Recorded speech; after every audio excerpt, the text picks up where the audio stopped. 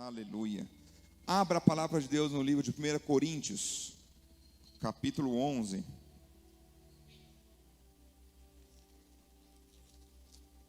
Primeira Coríntios, capítulo 11.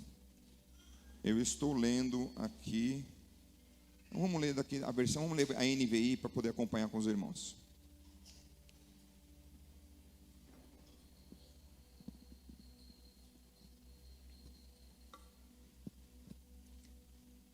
A palavra do Senhor diz assim, capítulo 11, versículo 17. Entretanto, nisto que lhes vou dizer, não os elogio, pois as reuniões de vocês mais fazem mal do que bem. Em primeiro lugar, ouço que, quando vocês se reúnem como igreja, há divisões entre vocês, e até certo ponto, eu creio. Pois é necessário que haja divergência entre vocês, para que sejam conhecidos quais dentre vocês são aprovados. Quando vocês se reúnem, não é para comer a ceia do Senhor, porque cada um come a sua própria ceia, sem esperar pelos outros. Assim, enquanto um fica com fome, outro se embriaga. Será que vocês não têm casa onde comer e beber? Ou desprezam a igreja de Deus e humilham os que nada têm? Que lhes direi? Eu os elogiarei por isso? Certamente que não. Pois recebi do Senhor o que também lhes entreguei, que o Senhor Jesus, na noite que foi traído, tomou o pão, e tendo dado graça, partiu e disse: este é o meu corpo, que é dado em favor de vocês. Façam isso em memória de mim. Da mesma forma, depois da ceia, ele tomou o cálice, e disse: este cálice é a nova aliança do meu sangue. Façam isto sempre que beberem em memória de mim. Porque sempre que comerem deste pão e beberem deste cálice, anunciam a morte do Senhor, até que ele venha. Portanto, todo aquele que come o pão ou bebe o cálice do Senhor indignamente, será culpado de pecar contra o corpo e o sangue do Senhor. Examine-se então o homem a si mesmo, e coma do pão e beba do cálice. Pois quem come e bebe sem discernir o corpo do Senhor, come e bebe para si condenação. Por isso há entre vocês muitos fracos e doentes, e vários que já dormiram. Mas se nós tivéssemos o cuidado de examinar a nós mesmos, não receberíamos juízo. Quando, porém, somos julgados pelo Senhor, estamos sendo disciplinados, para que não sejamos condenados como o mundo. Portanto, meus irmãos, quando vocês se reúnem para comer, esperem uns pelos outros. Se alguém estiver com fome, coma em casa, para que quando vocês se reunirem, isso não resulte em condenação. Quanto ao mais, quando eu for, lhes darei instruções. Palavra de Paulo, abençoada. Um texto que a gente já ouviu tantas vezes. Eu mesmo me perguntei: Senhor, eu vou compartilhar um texto que já ouvimos tanto, já falamos tanto. O que tu tens para nós? E o Senhor tem me trazido temas talvez tão importantes, tão pertinentes aos nossos dias, sobre a ceia do Senhor, sobre a mesa, sobre a dignidade, sobre o caráter e o princípio do cristão. A igreja de Corinto, a que Paulo está se referindo, por isso a primeira epístola aos Coríntios, a primeira carta, esta igreja, Paulo fala em alguns momentos, que era uma igreja rica de dons. Tinha muitos dons. interessante, porque ele fala: nenhum dom lhe falta. Mensagem de Paulo para a igreja: nenhum dom lhe falta. Mas não era suficiente, porque ele continua falando que a igreja tinha muitos dons. Os dons eram usados para o serviço. Quando nós temos dons, talentos, nós usamos isso para quê? Para servir, para praticar. Se você tem um dom de cura, como que você usa esse dom de cura? Está comigo, Lagoinha? Você usa o dom como? Curando, correto? Um dom, outros dons, dom para servir, dom para cuidar do próximo. Isso era maravilhoso. A gente vê aqui para esta igreja que era repleta, cheia de dons.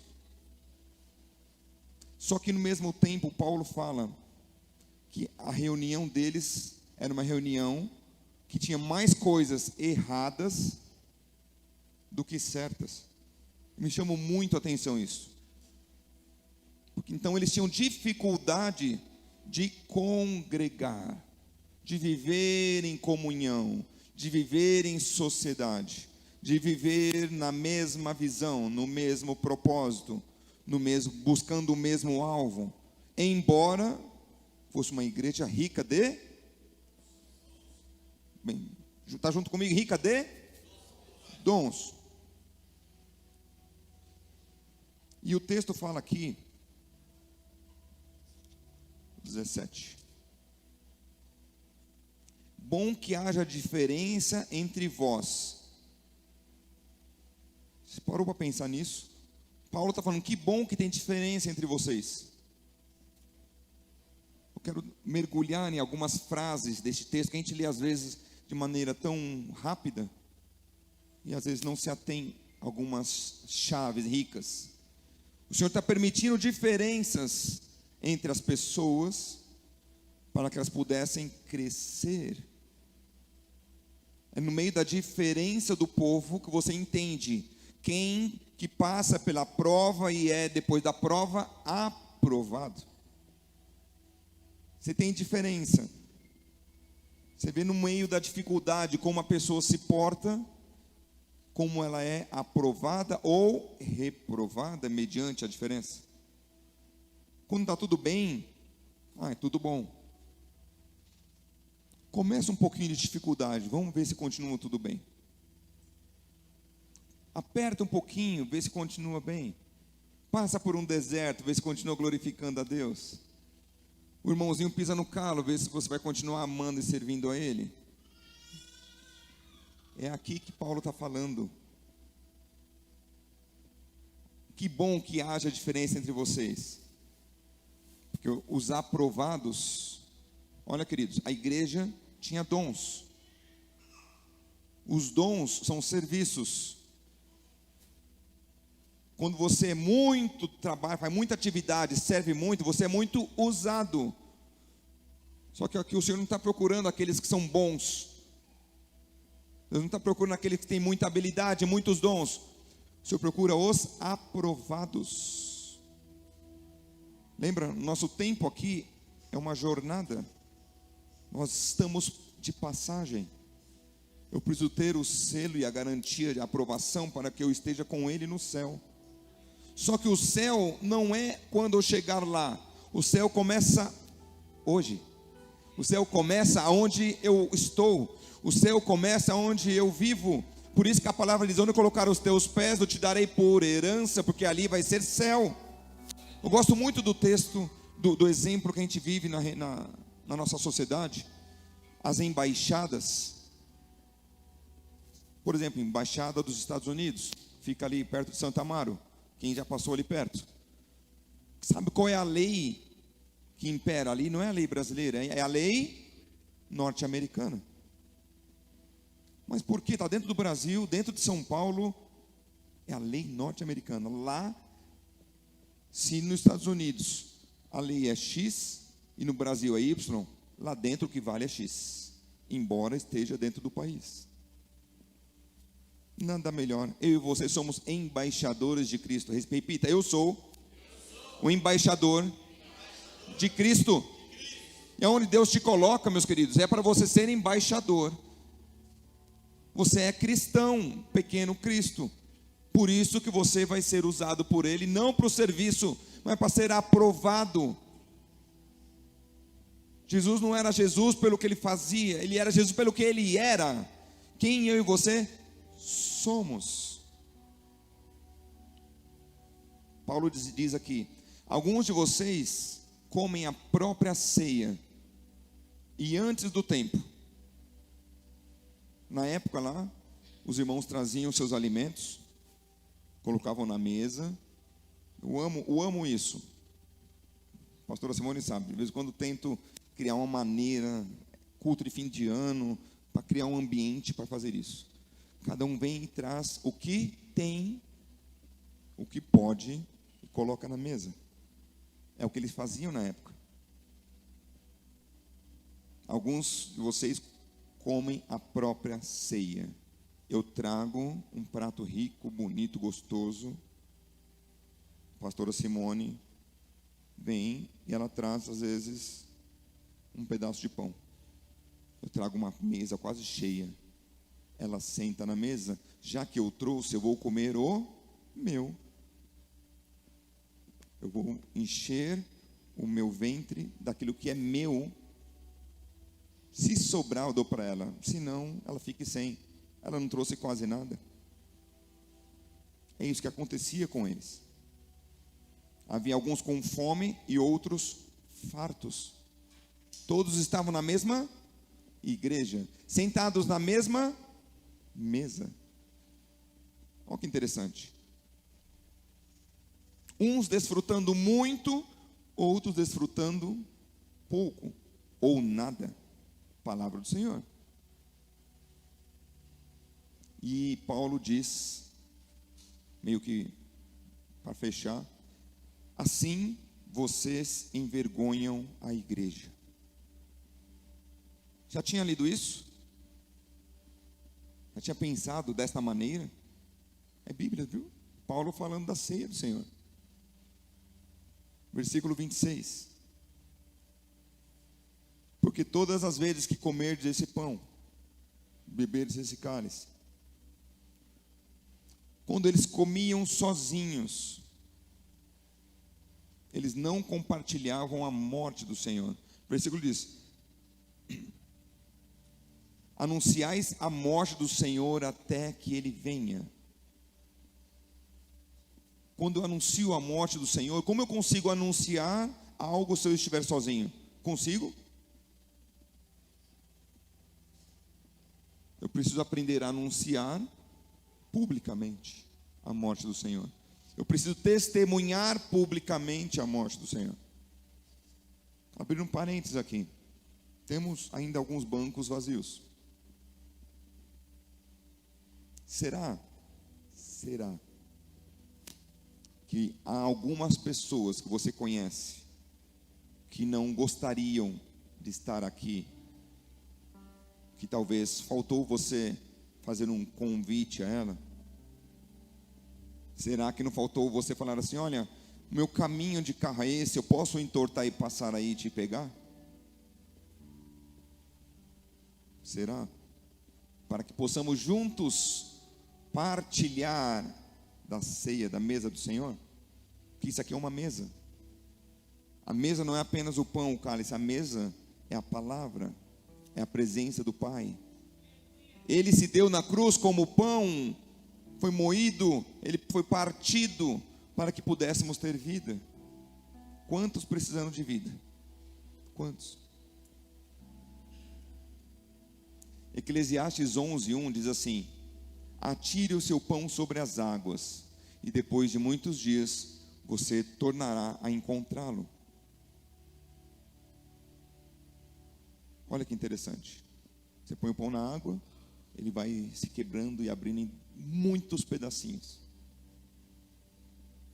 O quanto de nós tem sido compartilhado aos próximos? Não estou nem falando ao próximo, aos próximos. Ao próximo do próximo, ao outro. O quanto de você você tem compartilhado. Não estou falando da palavra, não estou falando do dinheiro, eu estou falando de você, de mim. Que eu quero crer que o mais importante do que o dinheiro, mais importante do que nossas coisas, nossos bens, é a nossa vida. O quanto da nossa vida a gente tem compartilhado com o próximo?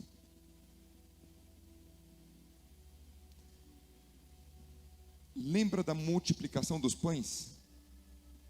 Lembra? Jesus estava lá, e era tarde, final do dia, e Jesus queria continuar, e os discípulos, diáconos por excelência, lembraram a Jesus: Jesus, esses irmãos precisam ser liberados. Tipo, that's it, chega de pregar. Libera o povo aí, porque eles precisam comprar comida para ir para casa, senão vai estar tudo fechado, eles estão com fome. Exatamente isso que aconteceu. E Jesus disse o quê? Tá bom? Tá comigo, Lagoinha? O que Jesus respondeu? Dai vós mesmos o que comer. Jesus falou isso para quem? Para os discípulos. Jesus caminhava com quem? Com os discípulos. Jesus sabia o que tinha e o que não tinha. Tinha dinheiro para comprar comida para aquele povo inteiro? Tinha, Lagoinha? Não tinha. Mas Jesus falou o quê? Dai vós mesmos o que comer. E os discípulos, aí depois falou: o que vocês têm? Eu chamo os discípulos de diácono nesse momento, porque eles já tinham toda a informação pronta. Eles falaram assim: peraí, Jesus, eu vou lá falar com essas centenas e centenas de pessoas para ver o que tem. Não, eles já tinham feito a lição. Já estava assim: temos aqui 5 pães e 2 peixes.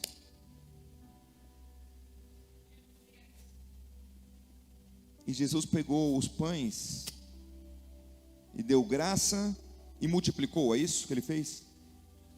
Não. Jesus não deu graça ao pão e multiplicou. Jesus deu graça e partiu o pão. Tem uma grande diferença. Não é multiplicar para sobrar, não, é partir. O que eu tenho, eu parto ele e dou para você. O ato de partir ia multiplicando. O ato de partir ia sobrando. O ato de partir e dar ia trazendo uma excelência ao ponto de saciar a fome de toda aquela multidão e ainda sobrarem cestos. Porque o Senhor partiu.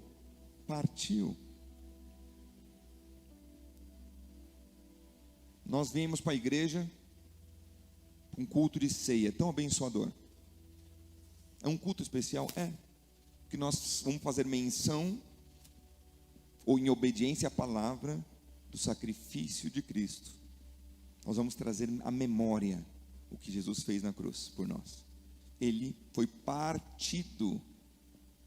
Olha, por isso que deu vida a nós. Ele morreu para que você tivéssemos vida. E é uma bênção estarmos aqui hoje. Mas eu falava com os líderes pela manhã. Por muitas vezes eu entrei na igreja e eu ia participar de um culto de ceia, e eu saía e falava assim: eu venci mais uma ceia. Porque a ceia para mim era um ambiente de santificação. Parecia como no tabernáculo, quando entrava no Santo do Santíssimo, que eu tinha até as correntes, que eu tinha que estar em santidade, eu não podia ter nada.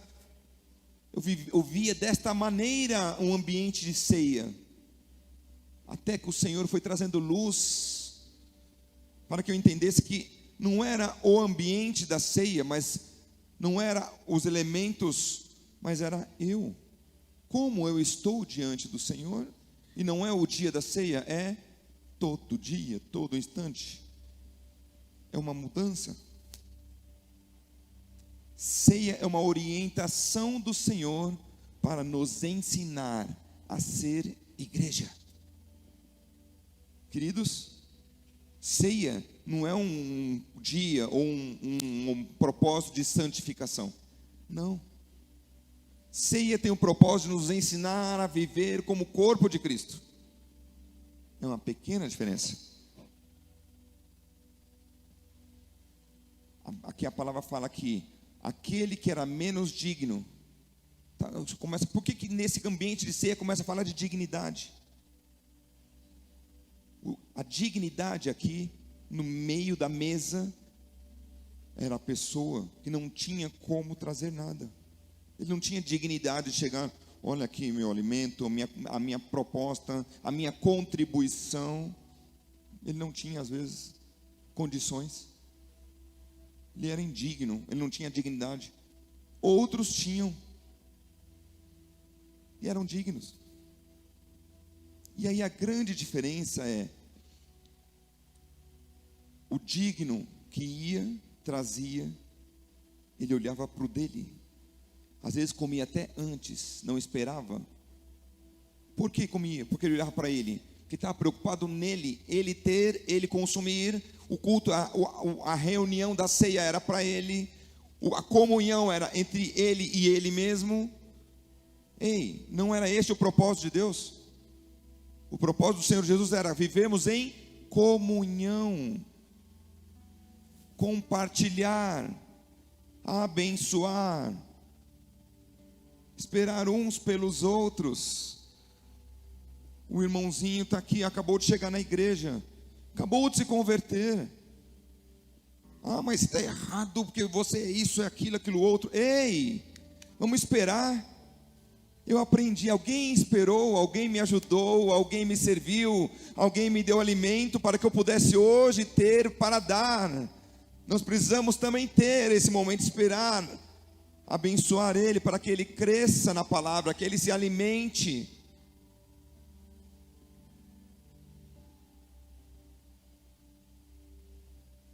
Se você não tem condições de repartir o pão, um pouco do que você tem, como nós vamos aprender a repartir da vida?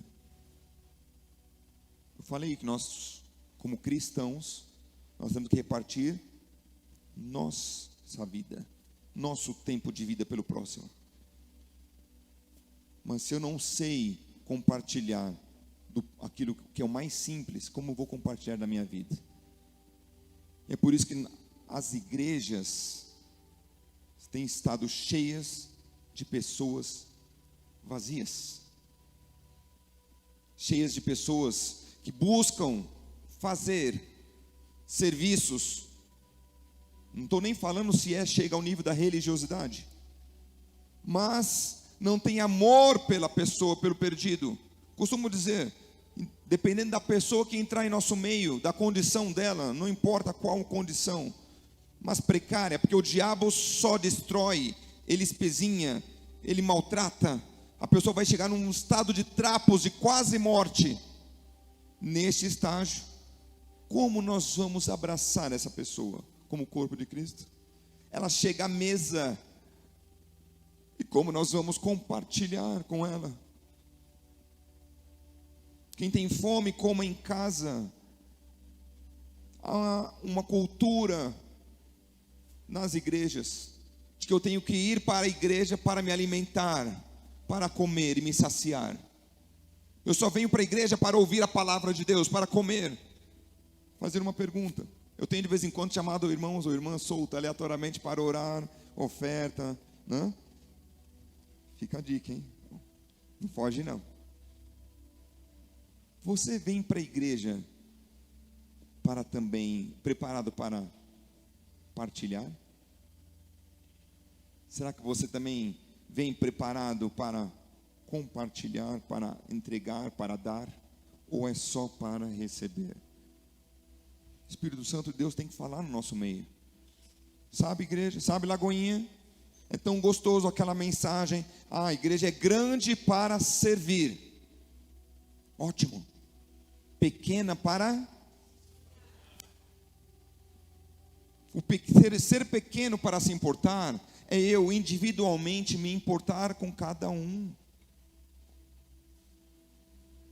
Falava com os líderes, Jesus deu conta de 12 pessoas, de forma mais dedicada para 3, Pedro, Tiago e João.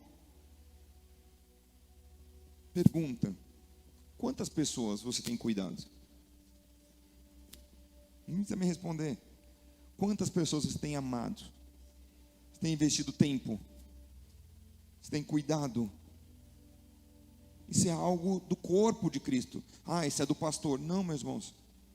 Para todos nós. Ide, fazei discípulos. Ou seja, nós vamos cuidar. Fazer discipular é cuidar. É caminhar juntos. É mostrar como que você tem feito. Para que a pessoa cresça. Eu fumava, não fumo mais. Eu bebia, não bebo mais. Eu adulterava, não adultero mais. Eu fornicava, não fornico mais. Eu roubava, eu não roubo mais. Eu mentia, eu não minto mais. Eu fazia tantas coisas que algumas eu nem sabia que era pecado, e hoje eu não faço mais porque eu aprendi na palavra de Deus. E nessa palavra de Deus foi compartilhado, como aquele abençoado que estava lá na carroça e veio para o servo do Senhor e compartilhou e leu a palavra e explicou para ele. Havia quem pregasse, quem compartilhasse. Na mesa do Senhor, na ceia do Senhor, na mesa do Senhor, é um lugar onde nós somos um. E por ser um, eu te abençoo, você me abençoa, você me serve.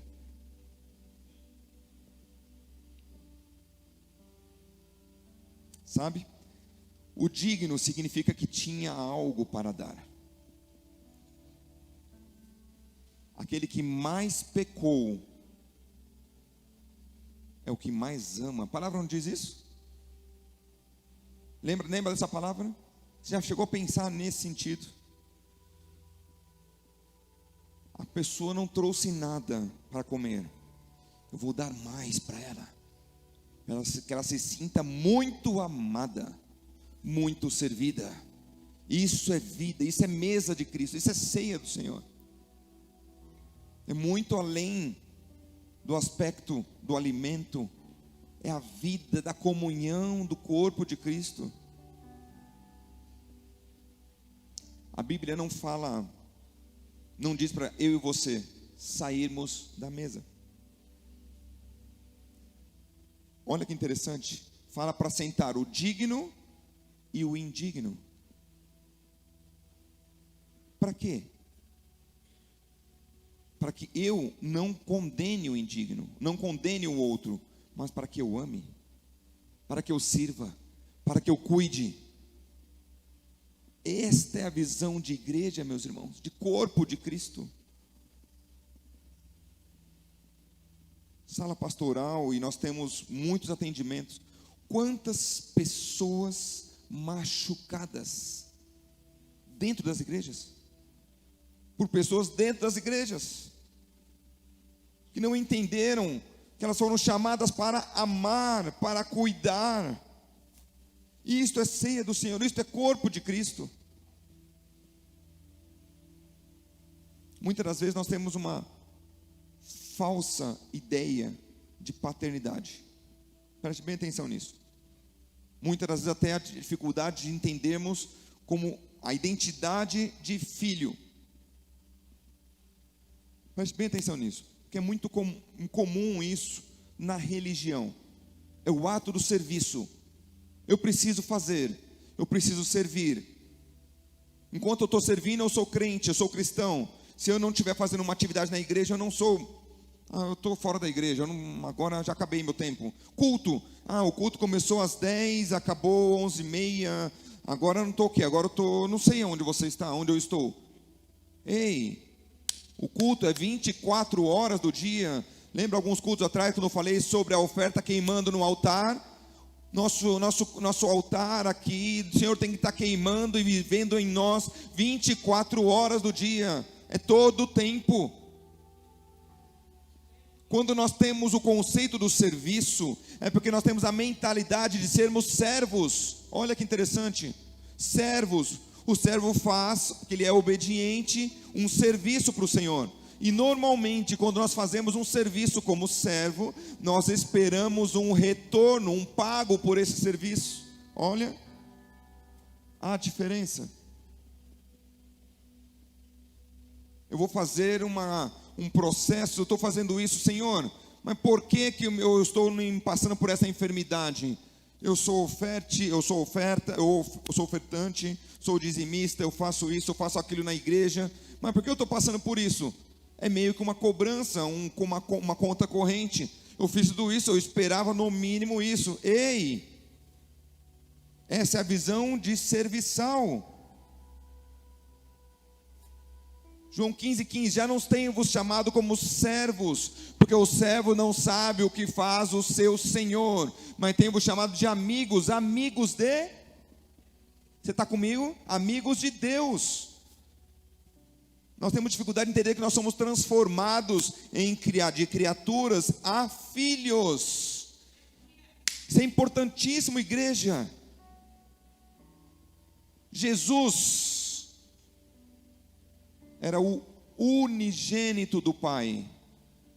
E Deus amou a mim, Deus te amou. Não importa o que você fez, por onde você caminhou, os caminhos de pecado ou de trevas que nós trilhamos, Ele continua e continuou nos amando e continuará nos amando, ao ponto de ter feito o quê? Enviou Jesus, o unigênito dele, para que morresse na cruz, porque a consequência, o fruto, o salário do pecado é a morte, e para que essa morte não fosse uma morte eterna na minha e na sua vida, de acordo com o pecado original lá de Adão, precisava alguém morrer por mim, e Ele enviou Jesus, o unigênito do Pai, veio e morreu na cruz.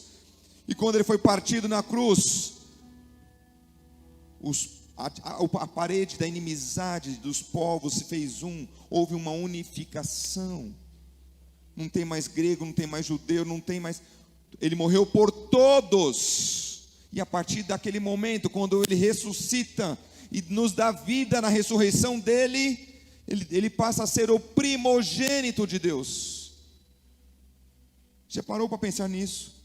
Deus unigênito, Jesus unigênito do Pai, depois que Ele morre e ressuscita, Ele passa a ser o primogênito. O que quer dizer isso?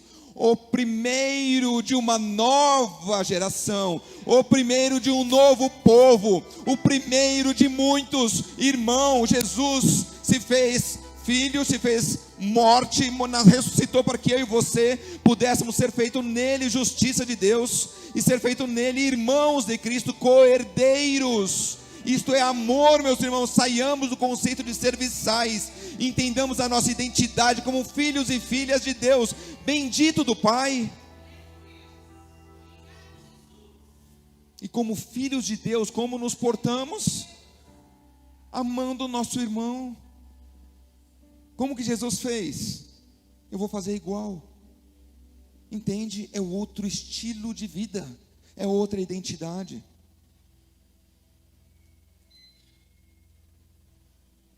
O serviço não é uma relação. A igreja de Corinto era uma igreja de dons, repleta de dons. Praticava o serviço. Mas muitas pessoas têm partido do serviço para tentar ter uma relação com Deus. Eu canto, eu limpo a igreja, eu faço isso, eu visito os pobres, porque eu faço isso, eu tenho uma relação com Deus. É o inverso. Não é o serviço, é a nova natureza. Porque eu fui transformado de servos em filho de Deus. Hoje Deus é meu Pai, eu tenho relacionamento, eu tenho desejo de ter essa intimidade com Ele. E algo que é desejo dele, porque desde o Éden, na viração do dia, ele vinha para ter um relacionamento com Adão. Adão, onde você está? E vinha e conversava com Adão. Este sempre foi o desejo de Deus, ter uma família com muitos filhos semelhantes a Jesus, para que pudesse ter um relacionamento contínuo de comunhão. Está no DNA nosso isso, e Deus te chama para a comunhão. Deus nos chama para essa intimidade do relacionamento, por eu tanto amar que eu sirvo. Abel, por amar a Deus, o que ele fez? Serviu a Deus. Aí a gente começa a entender por que brota naturalmente um desejo de fazer mais e melhor. Não é porque eu quero algo em troca, não, é por amor. Amanhã a gente vai começar o Bem Casados. Não adianta você servir, depois querer ter um relacionamento. É o inverso. Você tem um relacionamento, você trata bem, você tem um prazer. É muito além do que você... É ilimitado. Como posso servir melhor? Mas porque você tem um relacionamento. Aí a consequência é o serviço. Consequência você... Nossa, o carinho, o amor que eu recebi... Consequência de tudo que você semeia. E você semeou por quê? Porque é prazeroso a servir e amar um Deus tão bondoso. A ceia, queridos, não é para falar especificamente da santidade. A ceia é para mostrar a nossa natureza. Eu falava com nossos líderes um exemplo que às vezes a gente vem para a ceia e fica olhando. Aquele irmãozinho estava em pecado, quero ver só se ele vai tomar ceia. Aí lá pelas tantas, meu Jesus, que sacrilégio, não sei o que. Já viu isso? Já ouviu essa história pelo menos? Ao invés disso, a ceia o ambiente de ceia é um lugar para a gente cobrir, amar, servir a pessoa que está à mesa, o indigno que está à mesa, para que ele entenda que o Pai é um Pai de amor. Por mais que ele esteja distante, por mais que o filho esteja desviado, por mais que ainda não seja filho, ele continua amando, falando: ei, vem de benditos do meu Pai. Veja, ele era afastado, Deus está te chamando de bendito. Deus me chamou de bendito, um tribuloso, um homem. Ele me chamou de bendito. Deus me amou primeiro. Eu não tinha nada para que Deus me amasse, e Ele me amou. A ceia é um ambiente onde nós somos ensinados a amar, a praticar. Por isso que traga a memória, trazer à memória o que Cristo fez, trazer à memória o propósito do que Ele morreu na cruz, para nos salvar, por amor a nós.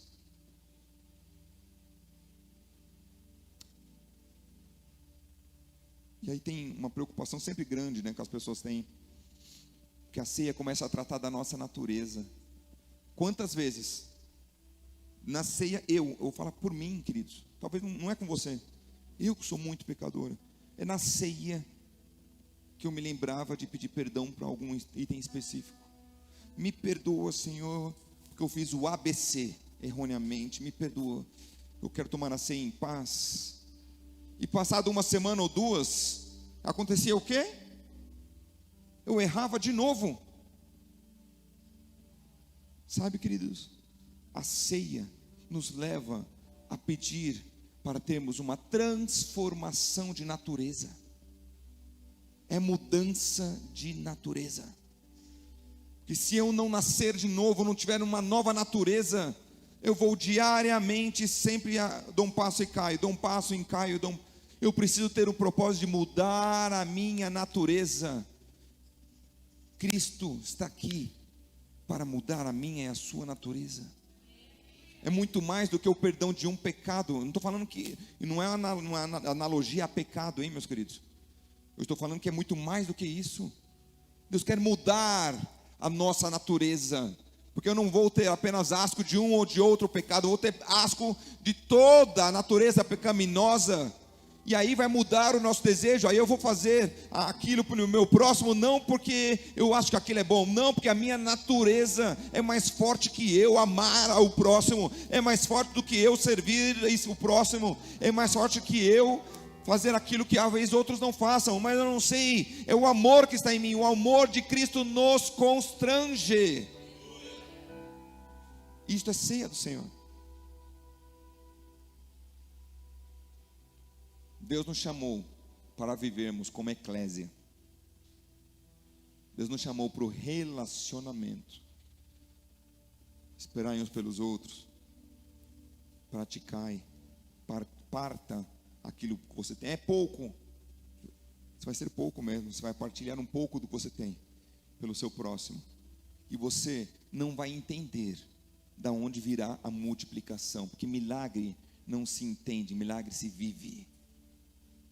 Áreas da sua vida que você vai ver, quando você começar a partilhar da palavra, partilhar do alimento, abençoar talvez uma oferta, alguma coisa, haverá uma multiplicação natural dos dons, da graça, do amor, do poder de Deus na sua vida. Isso é ceia do Senhor. Ceia é um ambiente de relação. Eu não vou participar do pão e do vinho porque eu fiz isso, porque eu fiz aquilo.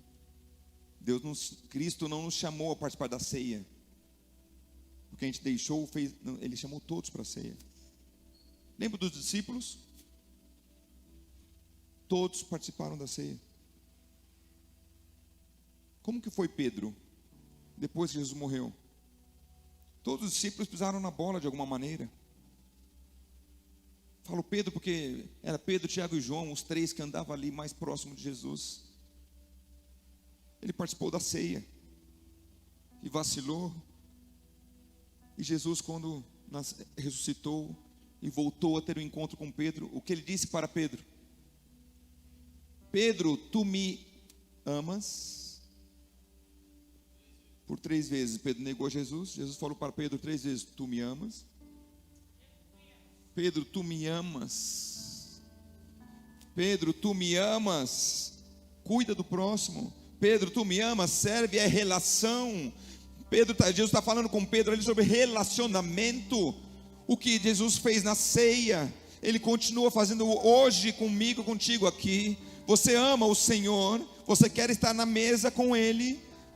E os demais? Apacenta as ovelhas, cuida das ovelhas, cuida dos próximos, convida, discipula, ama, prega, evangeliza, apacenta as ovelhas.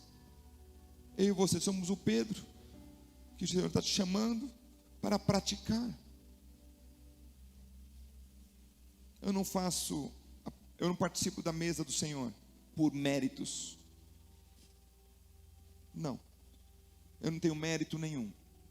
Me permita dizer, você também não. Nós não temos méritos para poder ter a honra e a graça de poder sentar com o Senhor na mesa. Mas nós participamos porque nós reconhecemos que ainda podemos continuar praticando as boas obras. Eu sento na mesa para poder, porque eu entendo que eu posso partilhar do pão, partilhar da palavra dele, partilhar do amor, partilhar do carinho, partilhar do tempo. É um ato e um efeito, uma consequência de estar na mesa. É por isso que eu não como para mim. Quem tem fome, coma em casa. Quando Paulo fala isso, é para que eu e você tenhamos o hábito de nos alimentar nas nossas casas diariamente da palavra de Deus.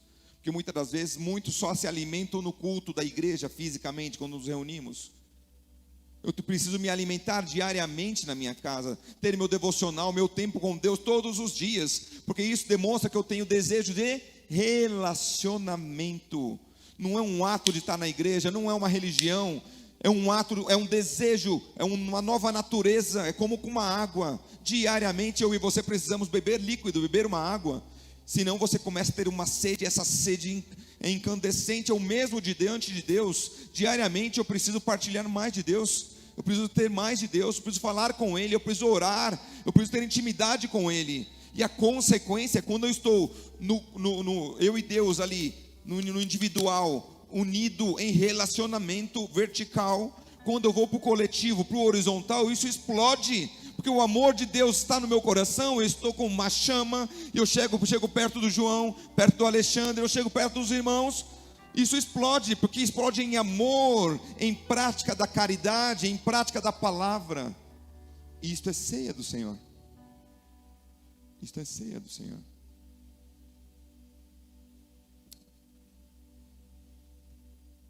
Pior do que nós não termos, muitas das vezes, o que comer, é nós não termos com quem compartilhar. Pense nisso. Com quem você tem compartilhado? Com quem você tem se aberto? Quem é o seu amigo? Quem é seu parceiro para diariamente caminhar? Muitas das vezes até o cônjuge não tem sido o seu parceiro para caminhar, para sentar à mesa. Precisamos sentar à mesa. Amém?